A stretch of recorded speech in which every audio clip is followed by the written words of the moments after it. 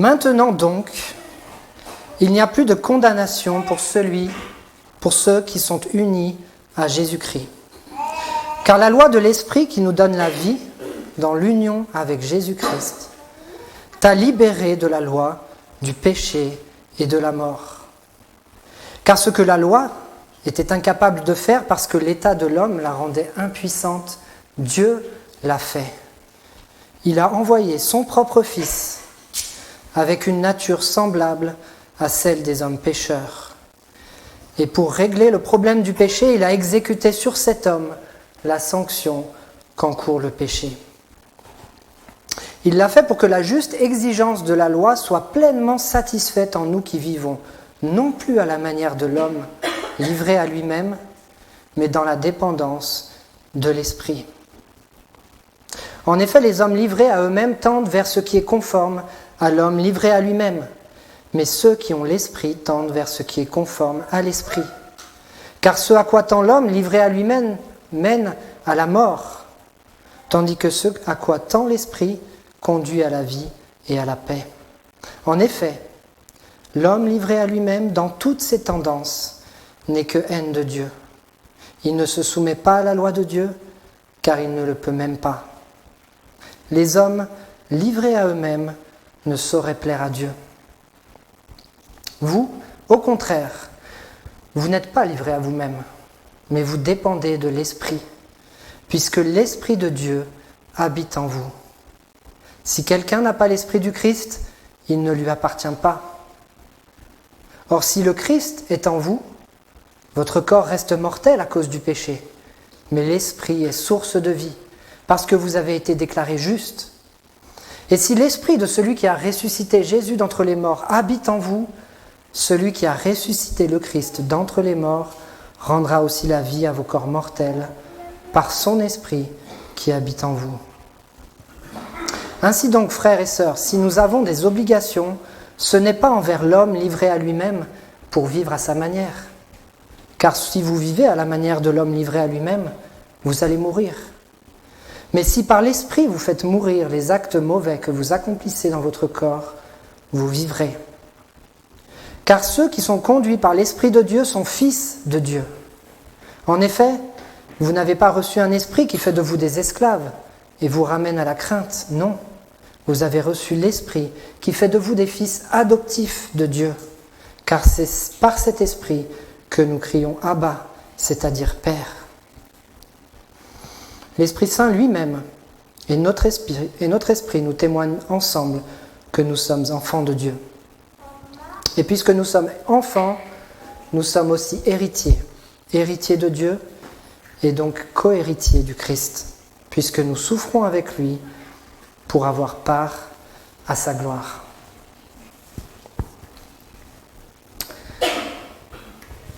Alors, est-ce que vous croyez au surnaturel ? De plus en plus de Français, apparemment, d'après les sondages, y croient. Beaucoup d'émissions de radio le matin nous disent notre horoscope.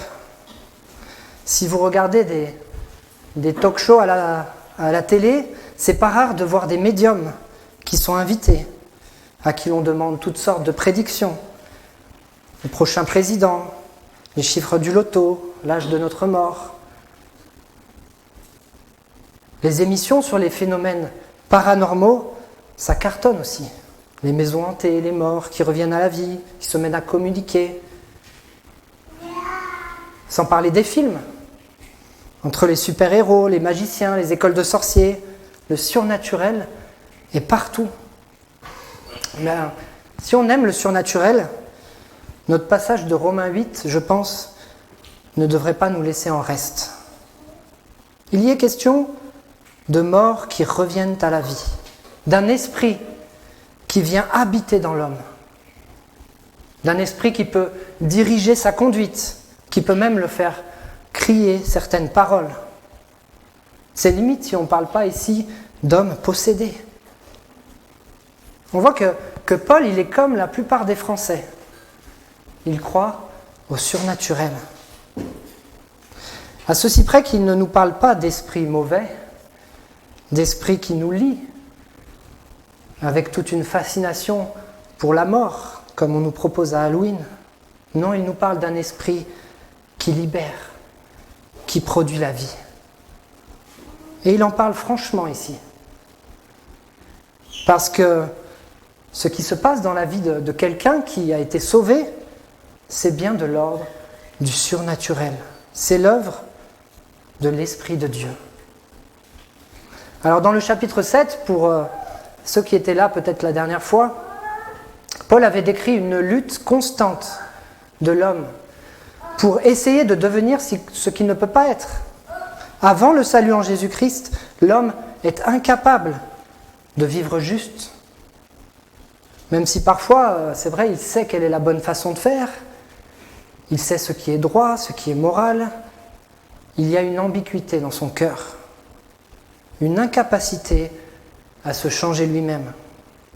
Naturellement, l'homme est enfermé dans un cycle infernal de péché, puis de culpabilité, puis de volonté de faire mieux, puis de péché à nouveau. Mes amis, Paul nous dit ici qu'une fois justifié par Jésus, le cycle infernal du péché et de la culpabilité, c'est terminé. L'Esprit de Dieu nous permet de vivre une vie transformée, alors que nous étions enfermés dans cette culpabilité, esclaves de notre propre péché, dans la crainte du jugement de Dieu. En résumé, morts spirituellement, Dieu nous donne son esprit qui va produire la vie d'une manière surnaturelle, là où tout était mort. Un esprit qui va nous libérer de la culpabilité du péché, qui va mettre en nous les désirs de Dieu et qui va nous conduire dans l'assurance de l'amour et des promesses de Dieu. Cet esprit va faire de nous des enfants de Dieu à part entière, nous conduire vers l'héritage promis par Dieu. Voilà le beau programme qui nous attend ce matin dans ce passage. L'Esprit nous libère de la culpabilité du péché. C'est le premier point. Relisons ensemble les 4 premiers versets de notre passage. Maintenant donc, il n'y a plus de condamnation pour ceux qui sont unis à Jésus-Christ, car la loi de l'Esprit qui nous donne la vie dans l'union avec Jésus-Christ t'a libéré de la loi du péché et de la mort. Car ce que la loi était incapable de faire, parce que l'état de l'homme la rendait impuissante, Dieu l'a fait. Il a envoyé son propre Fils avec une nature semblable à celle des hommes pécheurs, et pour régler le problème du péché, il a exécuté sur cet homme la sanction qu'encourt le péché. Il l'a fait pour que la juste exigence de la loi soit pleinement satisfaite en nous qui vivons non plus à la manière de l'homme livré à lui-même, mais dans la dépendance de l'Esprit. Alors ça y est, Paul, il repart encore sur ces histoires de loi. Pour ceux qui étaient là la semaine dernière, dans le chapitre 7, il n'a pas arrêté de nous parler de la loi. Et là, il en rajoute encore une couche. Et si on regarde bien attentivement, Paul parle ici en fait de 3 lois différentes. Au verset 2, il nous parle de la loi de l'Esprit, première loi. Puis la loi du péché et de la mort, deuxième loi. Puis au verset 3, il nous parle de la loi, cette fois-ci avec un grand L, celle dont Paul a parlé au chapitre 7, la loi de Moïse, la Torah, les commandements écrits de Dieu.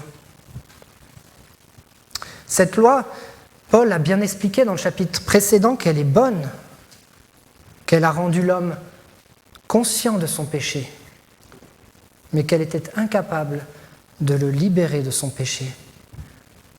Et c'est ce qu'il redit ici.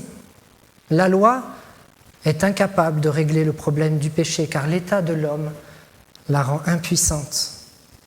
Cette loi, ce sont les commandements de Dieu, ce que Dieu dit être bien ou mal. Mais alors, quelles sont ces 2 autres lois dont Paul parle au verset 2 ? La loi de l'Esprit, la loi du péché et de la mort. Ce n'est pas aussi clair ici. C'est pas comme la loi de Moïse, c'est pas des commandements écrits noir sur blanc.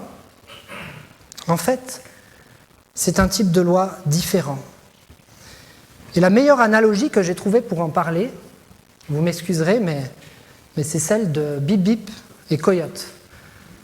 Je ne sais pas si vous connaissez tous, je me suis posé la question, préparant ce message, est-ce que c'est universel ? Est-ce que tout le monde a vu le vieux cartoon ?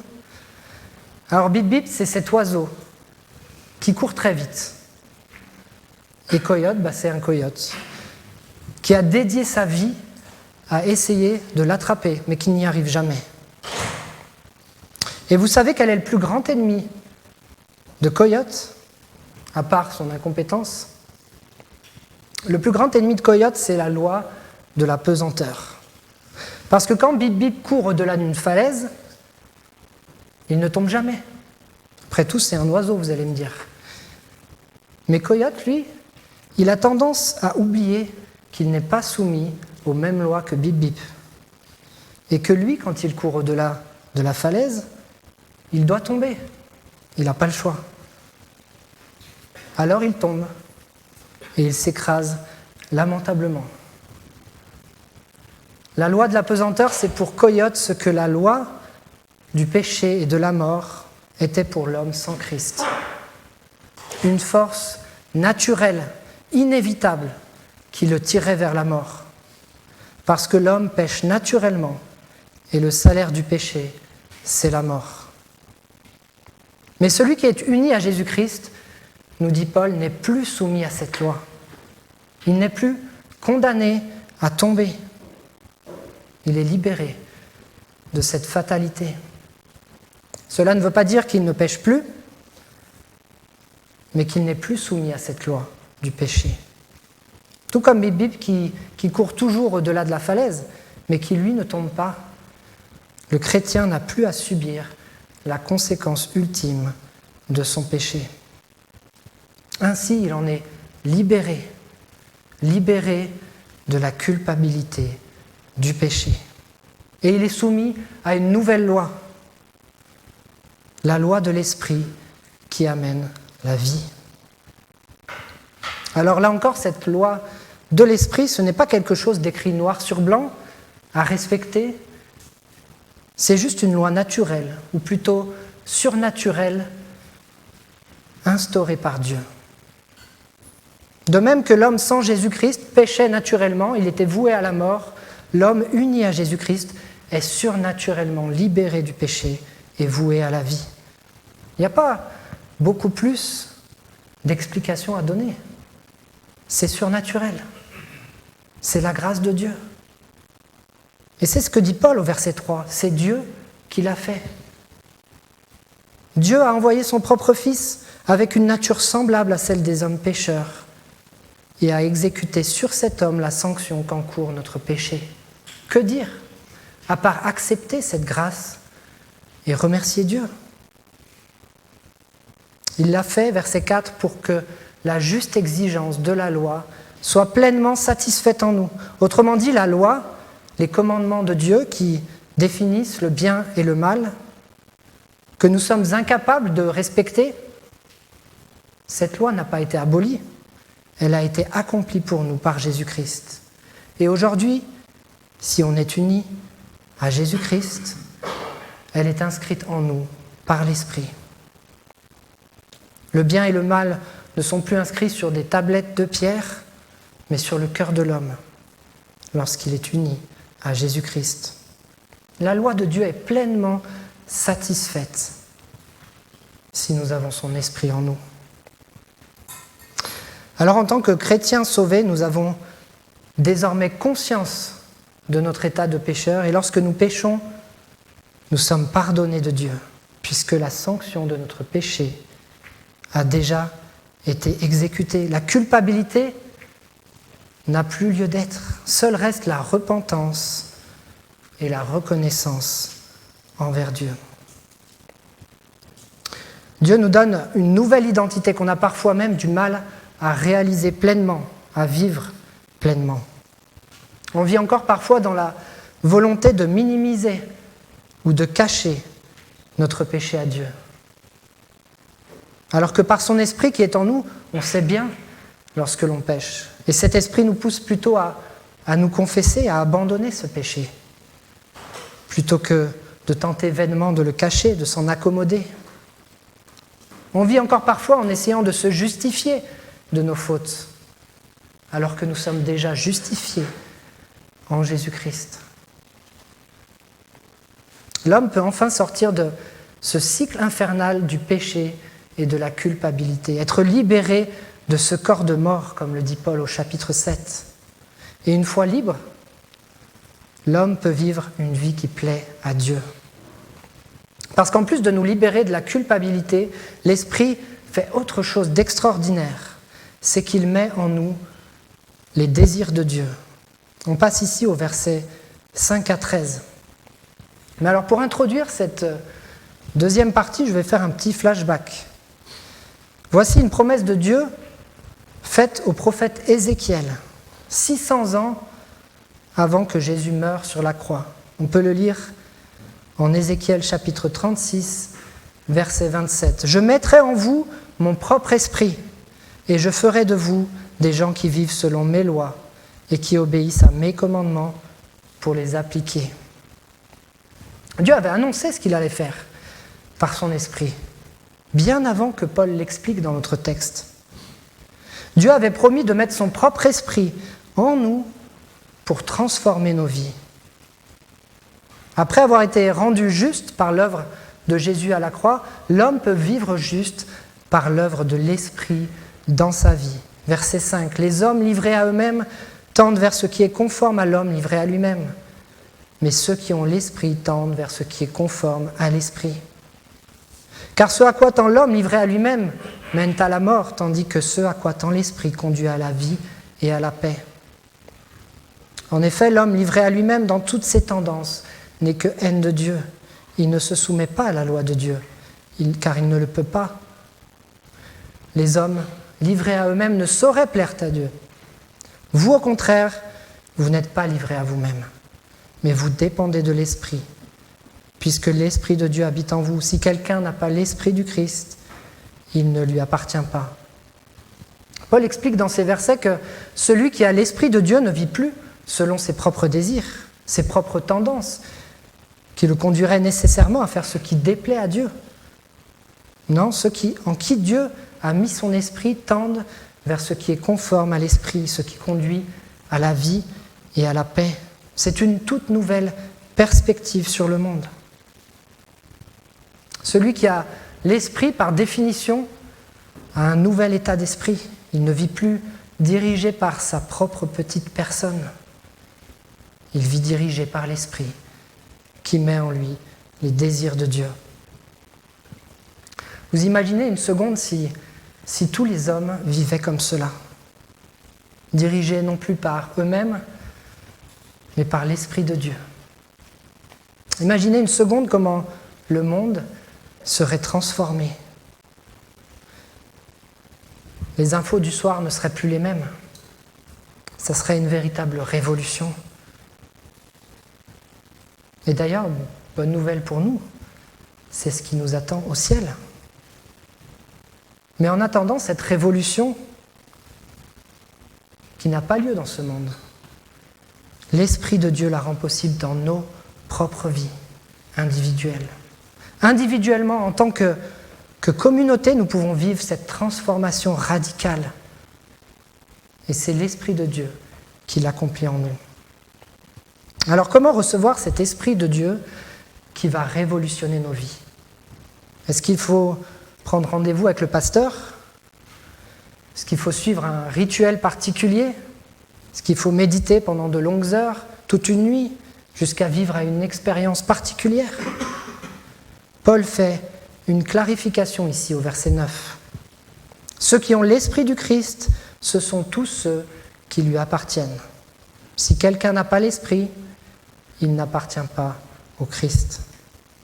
Autrement dit, à partir du moment où l'homme est sauvé par la foi en Jésus-Christ et réconcilié avec Dieu, l'Esprit vient habiter en lui. Ça fait partie du package du salut. Et c'est parfaitement logique. Parce que si Jésus a voulu sauver les hommes de la perdition, ce n'est pas dans le simple but de les faire échapper au jugement, puis de les laisser en plan. Non, il nous sauve pour que nous puissions vivre une vie transformée, une vie qui plaise à Dieu. Et cette vie qui plaît à Dieu, nous dit Paul, il est impossible de la mener sans l'Esprit. Verset 8, les hommes livrés à eux-mêmes ne sauraient plaire à Dieu. Vous, au contraire, vous n'êtes pas livrés à vous-même, mais vous dépendez de l'Esprit. Être chrétien ne consiste pas en recevoir un baptême un jour, assister à quelques cérémonies de temps en temps, tout en continuant à vivre sa vie comme on l'entend. Non, le chrétien n'est plus livré à lui-même, mais il dépend de l'Esprit. Ses désirs tendent vers ce qui est conforme à Dieu, et cela ne peut pas ne pas se voir. Alors une petite parenthèse par rapport à ces versets 9 à 11. Si un jour vous rencontrez quelqu'un, ça m'est arrivé, qui vous dit que Jésus n'est pas Dieu, que la Trinité ce n'est pas biblique, c'est quelque chose inventé par l'homme, demandez-lui de vous expliquer ce passage.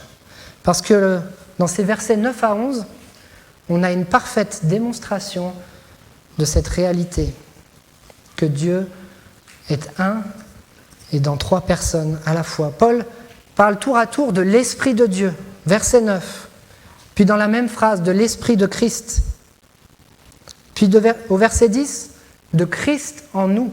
Ce n'est plus l'Esprit, c'est Christ qui est en nous. Puis à nouveau, au verset 11, l'Esprit de celui qui a ressuscité Jésus. Ce n'est plus l'Esprit de Christ, ce n'est plus Christ lui-même, c'est l'Esprit de celui qui a ressuscité Jésus, c'est-à-dire l'Esprit de Dieu.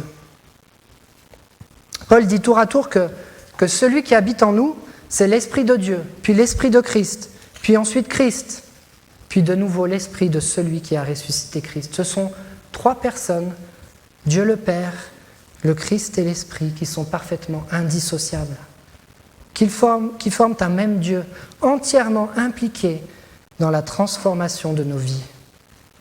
Jésus en portant notre péché à la croix, Dieu en le ramenant à la vie, et l'Esprit en nous communiquant cette vie nouvelle.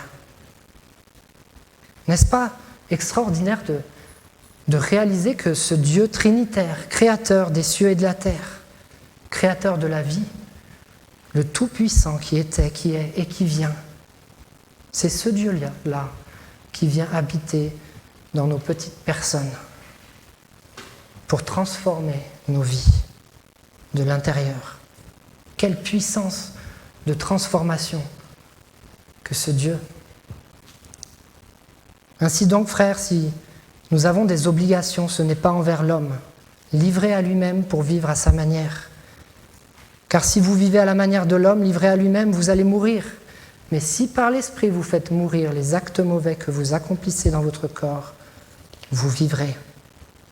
Voilà notre défi à présent. Pour ceux qui sont sauvés, c'est de faire mourir les actes mauvais que nous accomplissons dans notre corps. Mais ce n'est pas avec la meilleure volonté du monde que nous y parviendrons. C'est en reconnaissant que nous ne sommes plus esclaves de ces actes mauvais, en nous laissant renouveler par l'Esprit de Dieu qui met en nous les désirs nouveaux qui plaisent à Dieu. Plutôt que de laisser ces péchés dominer sur nous, de s'avouer vaincus, peut-être de se satisfaire de leur présence, d'essayer de les cacher, d'éprouver de la honte, de la culpabilité, confessons devant Dieu ces péchés, exposons-les publiquement devant notre Dieu, en sachant que Christ a payé le prix. Prenons l'engagement devant Dieu de combattre et de faire mourir ce qui n'a plus sa place dans nos vies, avec l'aide de l'Esprit. Bien sûr, ça ne sera pas immédiat, ou peut-être que ça le sera, mais bien souvent, c'est plutôt un marathon qu'un sprint. Mais ce ne sera pas un combat que nous menons seuls. Surtout, ce ne sera pas parce qu'on perdra une bataille que cela changera la réalité de l'amour et des promesses de Dieu à notre égard. Et c'est le dernier point de ce message. Parce que l'Esprit de Dieu, en plus de nous libérer de la culpabilité, de mettre en nous les désirs de Dieu, il nous conduit dans l'assurance de l'amour et des promesses de Dieu. Regardez verset 14. « Car ceux qui sont conduits par l'Esprit de Dieu sont fils de Dieu. » Vous savez comment on reconnaît un père et son fils dans une foule ? Ce n'est pas par rapport aux vêtements qu'ils portent, ce n'est pas non plus par rapport à la ressemblance physique, parce que dans une foule, il y a trop de monde, on ne peut pas distinguer les visages. Non, on reconnaît un père et son fils dans une foule en voyant le fils suivre son père à la trace, presque accroché à lui, pour ne pas risquer d'être séparés et de se perdre. Ceux qui sont conduits par l'Esprit de Dieu sont fils de Dieu. L'Esprit nous conduit dans la foule. Et si on se laisse conduire par lui, cela montre que nous sommes fils de Dieu. En nous laissant conduire par cet esprit, c'est comme si nous nous accrochons à notre Père pour ne pas nous perdre. Verset 15 nous dit « En effet, vous n'avez pas reçu un esprit qui fait de vous des esclaves et vous ramène à la crainte. Non, vous avez reçu l'esprit qui fait de vous des fils adoptifs de Dieu.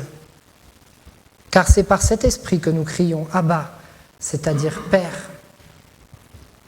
L'Esprit Saint lui-même et notre esprit nous témoignent ensemble que nous sommes enfants de Dieu. Et puisque nous sommes enfants, nous sommes aussi héritiers. Héritiers de Dieu et donc co-héritiers du Christ, puisque nous souffrons avec lui pour avoir part à sa gloire.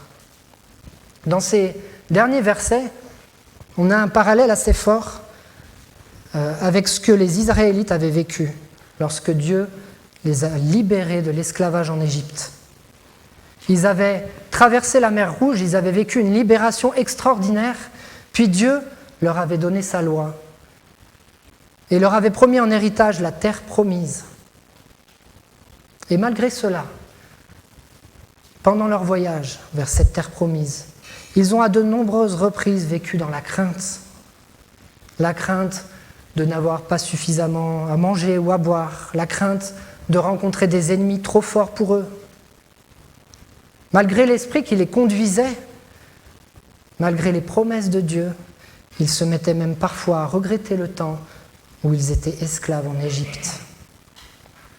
Paul fait quelque part un parallèle avec nous.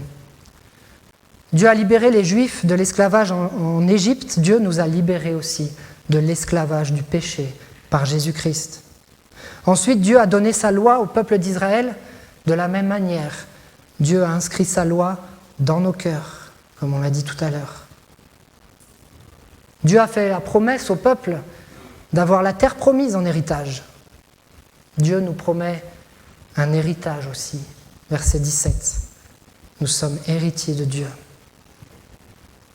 Maintenant, Paul nous dit, ne vivez plus dans la crainte. Ne retournez pas à votre esclavage d'avant.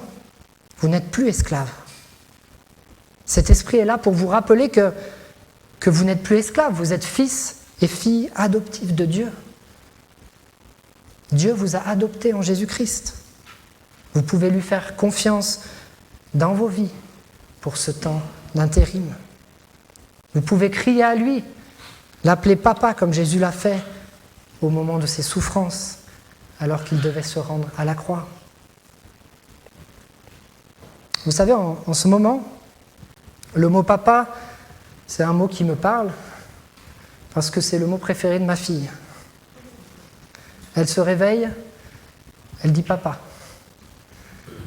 Elle ne le dit pas comme ça, mais c'est plus mignon. Elle montre la photo de fiançailles dans notre chambre, elle dit papa. Pourtant, il y a maman aussi, mais c'est papa. Alors c'est vrai, elle dit aussi papa en montrant une girafe sur le paquet de céréales. Je ne sais pas si elle a saisi tout le sens du concept, mais en tout cas, quelle bénédiction d'avoir un papa qui nous aime, qui veille sur nous, qui nous protège. Surtout quand ce papa, c'est pas n'importe qui, c'est le Tout-Puissant. Lorsque nous sommes tentés peut-être d'abandonner le combat, de retourner à notre ancienne manière de vivre. Finalement, c'était plus facile. L'Esprit de Dieu nous rappelle qui nous sommes. Des fils et des filles de Dieu, héritiers de ses promesses. S'il y a des souffrances, des épreuves, et Paul ne le cache pas, cela vient avec son lot de souffrances. Malgré ces souffrances, si nous persévérons aujourd'hui, c'est pour avoir part à une gloire bien plus grande que ces souffrances actuelles. Mais là, j'anticipe le passage de la semaine prochaine. Alors je vais conclure avec un dernier point que nous n'avons pas vraiment évoqué, mais qui finalement transparaît dans tout le passage que nous venons de lire. En fait, c'est une des premières choses qui m'a sauté aux yeux en étudiant le passage. Paul ne cesse de mettre le chrétien, celui qui est sauvé, qui est uni à Jésus-Christ, sur un pied d'égalité avec Jésus lui-même. Regardez au verset 1 et 2. Le chrétien est uni à Jésus-Christ. Il a la vie dans l'union avec Jésus-Christ. Au verset 3, Jésus a été envoyé dans une nature semblable à celle des hommes. Encore une fois, il les met en parallèle, sur le même plan. Verset 10, le Christ est en vous. Verset 11, Dieu a ressuscité Christ, donc il ressuscitera aussi nos corps. Verset 14, ceux qui sont conduits par l'Esprit sont fils de Dieu, comme Jésus lui-même qui est fils de Dieu. Verset 15, par l'Esprit, nous crions Abba.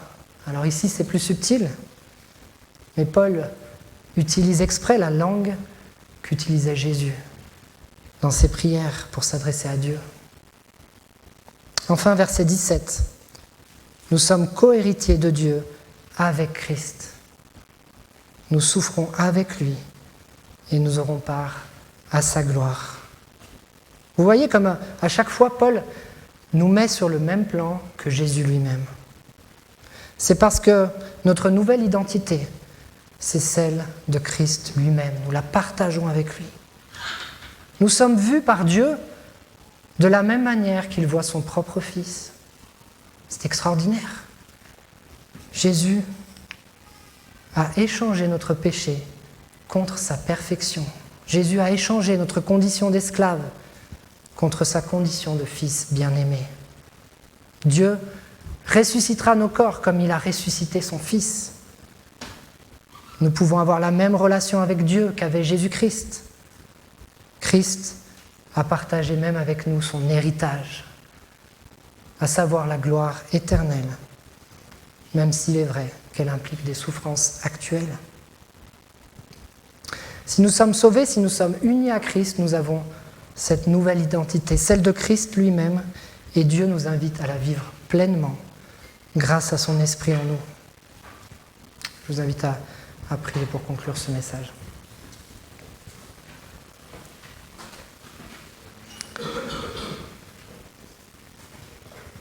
Seigneur, nous voulons encore te remercier pour cet état de fait, Seigneur, surnaturel, que nous sommes libérés de cette loi du péché et de la mort. Ce n'est pas grâce à nous, Seigneur, c'est grâce seulement à ce que tu as fait. Et c'est ta grâce dans nos vies. Et c'est vrai que tu veux à présent transformer nos vies pour qu'elles te reflètent davantage. Tu veux que nos vies te plaisent, Seigneur, et que nous puissions enfin faire ce que nous étions incapables de faire auparavant, c'est-à-dire t'honorer par nos vies. Et merci pour ton esprit qui nous dirige, qui nous conduit, qui nous rappelle tes promesses merveilleuses. Merci pour cet esprit qui nous libère du poids de nos fautes, qui nous rappelle que nous sommes enfants de Dieu. Je te prie que tu nous aides à vivre pleinement cette liberté, cette grâce dans nos vies. Dans le nom de Jésus-Christ. Amen.